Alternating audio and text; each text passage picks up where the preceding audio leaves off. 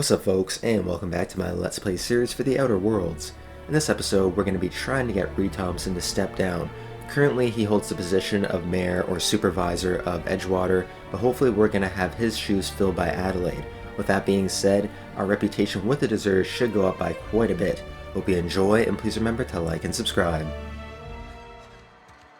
Alrighty folks, we're going to be heading up to Reed Tobson's office right now. I think it's going to be a little bit difficult to get him to step down, but I think deep down, he really loves this city and he wants to do what's best for it, and I think that means stepping down.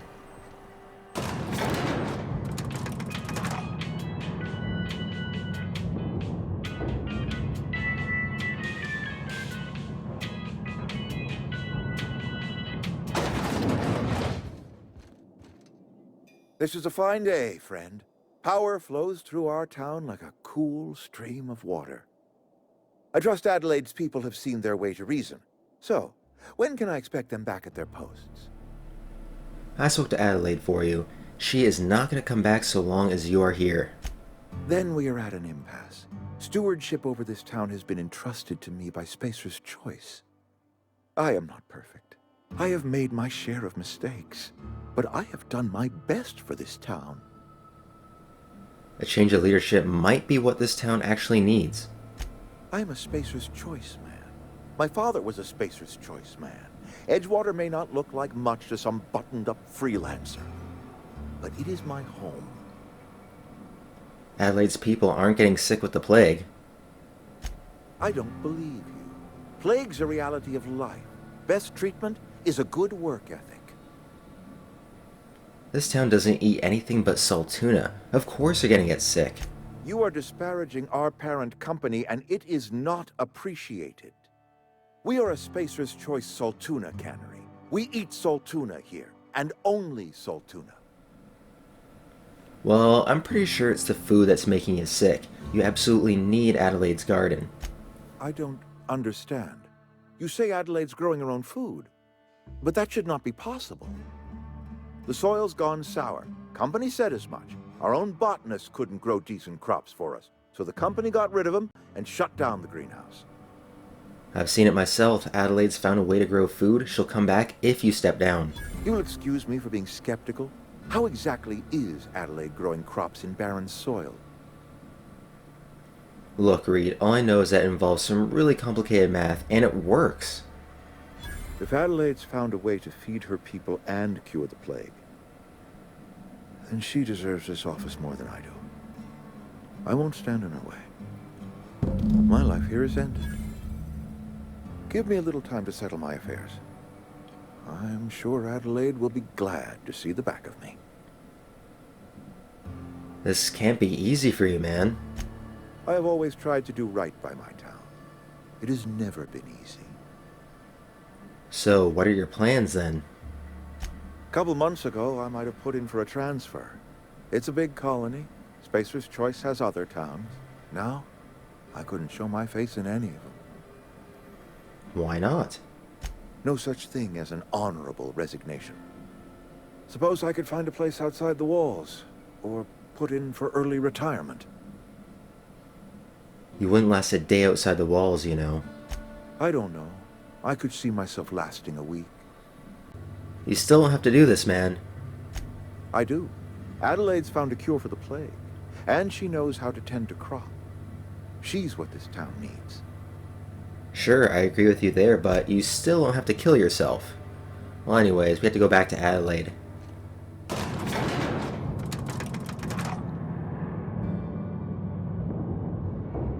I think you did the rightest thing you could sending the power back to Edgewater. A lot of people would have suffered otherwise. People I care for, even if they ain't care much for me. That Thomas guy seems pretty fond of you. He's just interested in fixing stuff. He always used to follow me around, asking me to explain what I was doing. Like a puppy, kinda. I've not lately seen a man with a bigger or more obvious crush. I'm just glad he's alive. That he's okay. I mean, when Mr. Tobson said he was fired, we all expected the worst. Well, let's get back to it. We gotta get to Adelaide right now.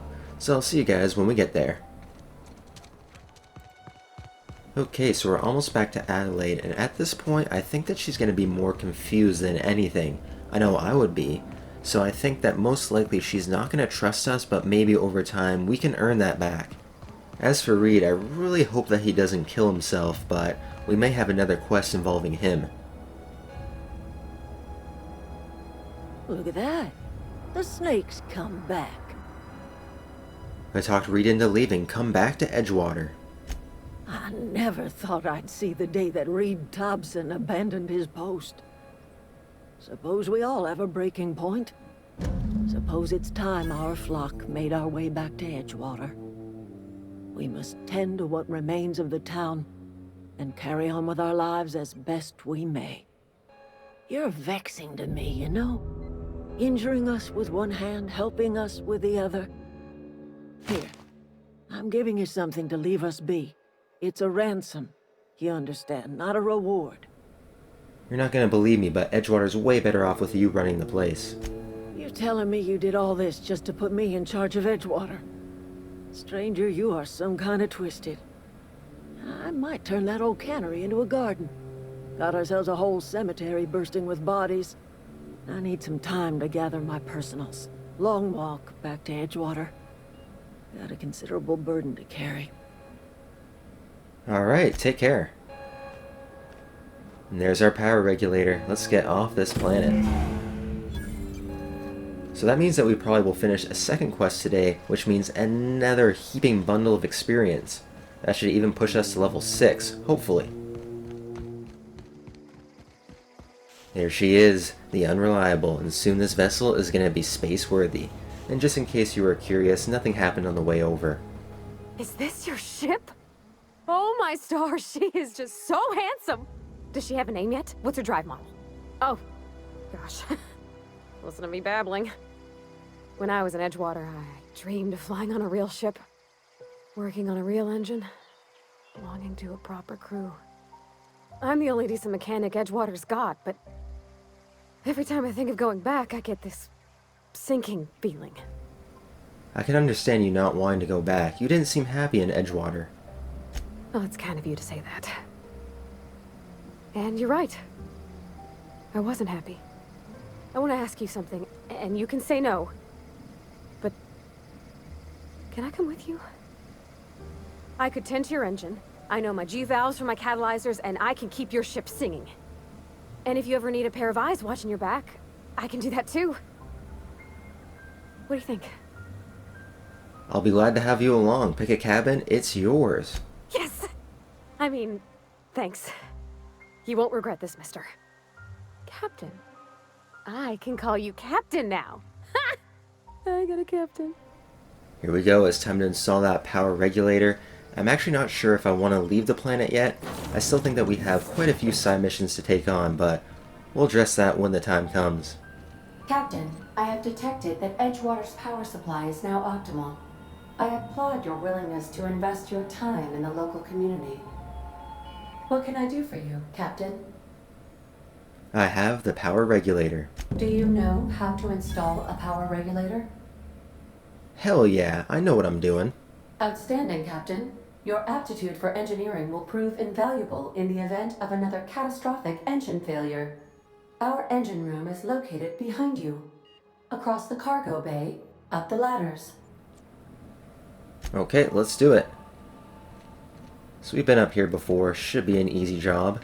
Just give me that experience, that's what I want. We are getting super close to hitting level 6. And that means a new perk, and we absolutely need one of those.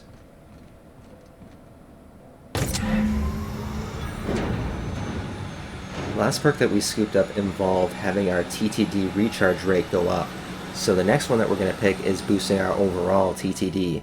So those two should pair very well together. What can I do for you, Captain? I've installed the power regulator. All systems are operating within acceptable parameters. I am prepared to bring the Unreliable into low-altitude orbit. This should prove an adequate test of our flight capabilities. Hell yeah, let's get out of here.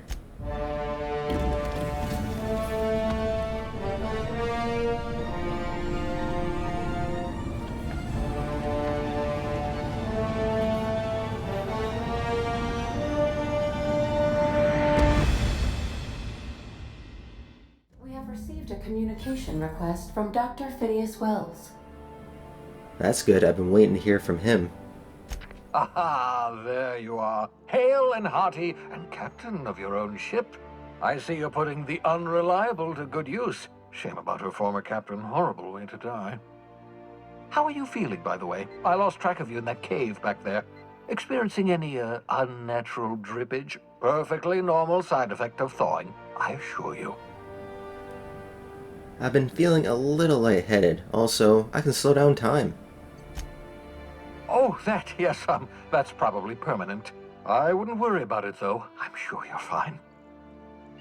What you saw in Emerald Vale is happening all across the colony.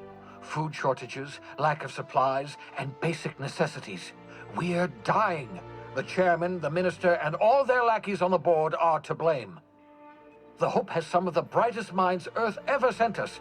If we can revive the Hope's colonists, they can help us undo the board's mistakes. They can help us set things right. You need to get to Stellar Bay on Monarch.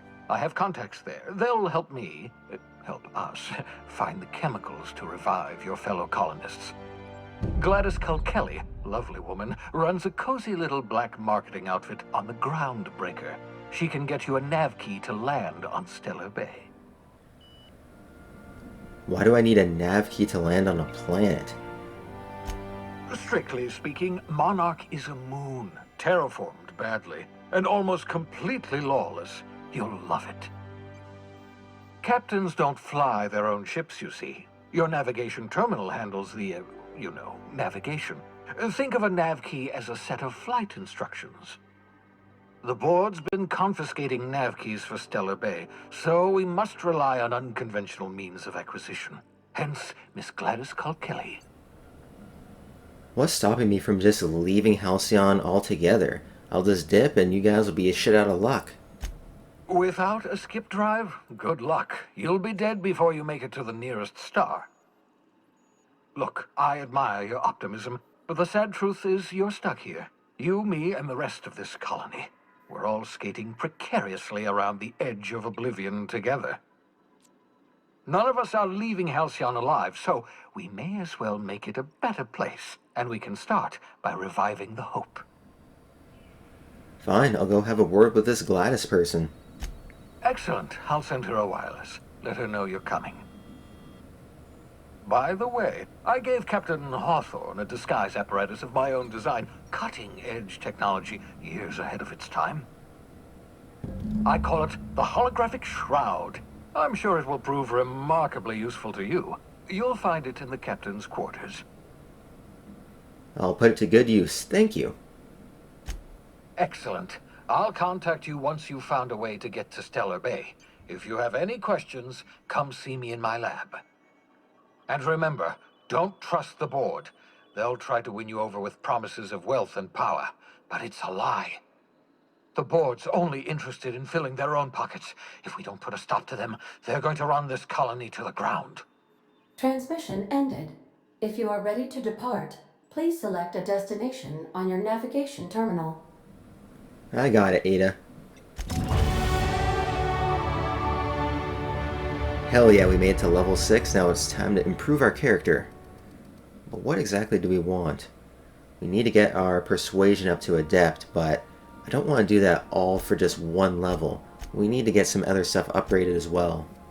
Persuasion is nice, but I think it really only affects humans that we're fighting, and obviously we're going to be fighting a lot of other enemy types, so we want to be well-rounded and not just pump all of our skill points into a couple things. But more importantly, we got to get our perks settled. Slow the world. Plus 25% TTD meter max. And that was an easy choice, didn't have to think much about that. Alright guys, I think that's going to be it for today. Thank you very much for watching, and I'll see you in the next episode. Take it easy.